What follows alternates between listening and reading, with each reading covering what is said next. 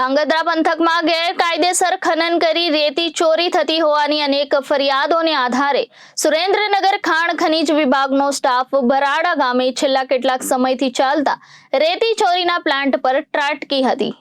ધાંગધ્રા પંથકમાં ગેરકાયદેસર ખનન કરી રેતી ચોરી થતી હોવાની અનેક ફરિયાદોને આધારે